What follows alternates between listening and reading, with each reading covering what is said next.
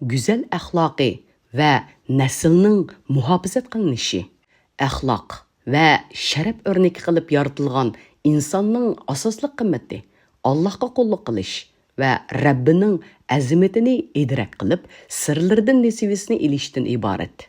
Kainat və onun içindəki bütün məxluqatlar g'oyasiz və məqsədsiz halda özlükidən payda bo'lib qolgan canlıqlar emasdır.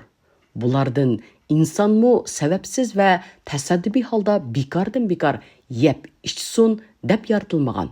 İnsanның yaratılışida ilahi bir məqsəd var. Rabbinin camali və kamali sübətləri insanda təcelli bo'lgan halda inson Rabbiga xalil, ya'ni do'st bo'ladi. Boshqa jonliqlar bo'lsa, insonni yashatish uchundir. İnson xalifa qilindi. Xalifa bo'lish fidokor insonlarga baxsh etilgan bir vakolatdir. Alloh taolo bu vakolatni joyida qo'llanganlarning ko'rgan ko'zi, anglagan quloqi bo'ladi. Bu Qur'on axloqi bilan axloqlanish bilan mumkindir. Bu axloqning eng ustunini Alloh taolo mundaq bayon qiladi. Yaxshi ish bilan yomon ish barobar bo'lmaydi. Yaxshi xislat orqali, ya'ni yomon xislatga taqobil turg'in. Shunda qilsang, sen bilan o'zining orasida adovat bor odam go'yo sirdosh do'stingdek bo'lib qoladi.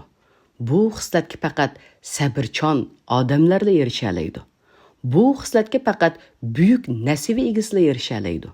Qur'on insonlarni axloqning eng yuqori nuqtasiga erishtirdi. Chunki butun ibodat va zikrlar go'zal axloq bilan kamolatga yetadi. Hasan Basari rahmatullohi alayh o'zining g'ayvatini qilganlarga yomonlik bilan qarashlik bermasdan, aksicha hadiya avatib, uning gunohlarini ustiga olganligi uchun rahmat etgan. Ilohiy go'zalliklarni o'ziga jam qilib, dunyoga kelgan insonga hayot imtihonlarini berish uchun ularga yaxshilik va yomonlikdan iborat ish harakatlarini qila oladigan kuch-qudrat va juz'iy erkinlik berilgan. İnson nafsida yoshirin saqlangan fosiqlik va ruhaniyatidagi taqvolik mayllari erkin qo'yib berilgan. Yomon xuylarining yoritilishidagi maqsad bo'lsa, bir imtihon uchundir. Qur'on Karimda ruh bilan va uni chiroyli qilib yaratgan, uningga yaxshi yomonlikni bildirgan zot bilan qasamki, ruhni pok qilgan odam cho'qim murodiga yetadi. Nafsini, ya'ni kufri va pisqi fujur bilan kamsitgan odam cho'qim noumid qoladi.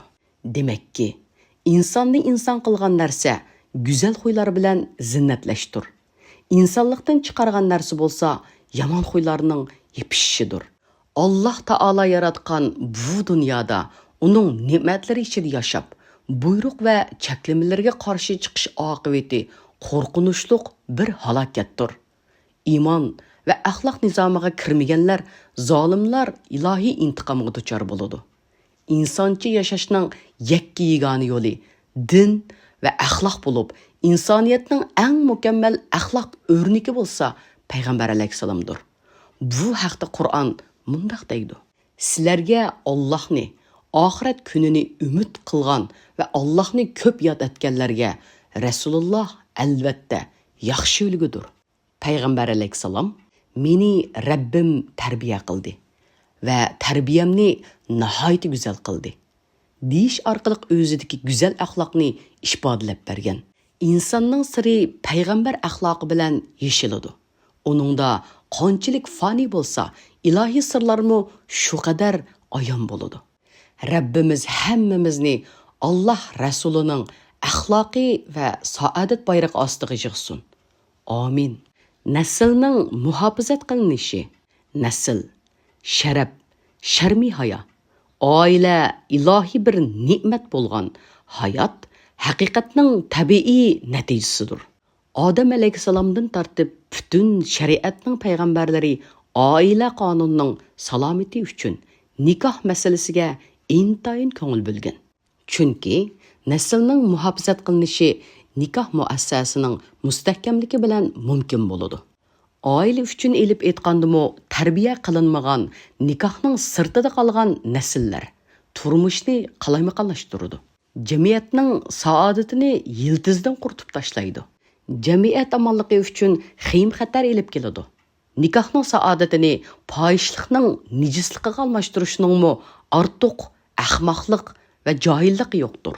Pak bir nesil yetiştirish insoniyatning eng ulug' g'oyasi va saodatidir. Avlodlarni tarbiyalash masalasida hadis sharifda mundoq deyilgan: hech bir ota-ona avlodiga go'zal axloqdanmi xayrlik bir miros qoldira olmaydi. Avlod yetiştirish masalasida tortilgan jafo mushaqqat gunohlar uchun kafarat bo'ladi. Alloh ibodatxona qilib yaratgan bu dunyoda qulluq manzirlarini, ma'naviy qiymatini, insonlik sharafini yo'qotgan millatlarning dunyo xaritasidan qandoq o'chirilib ketganligini olamga ibrat qilib bayon qilgan Qur'on Karim insonlarga irshad yo'lini ko'rsatib, abadiy saodatga chaqiradi. Rabbimiz ato qilgan ne'matlarini o'zining rizosi yo'lida qo'llanishni nasib qilsin. Amin.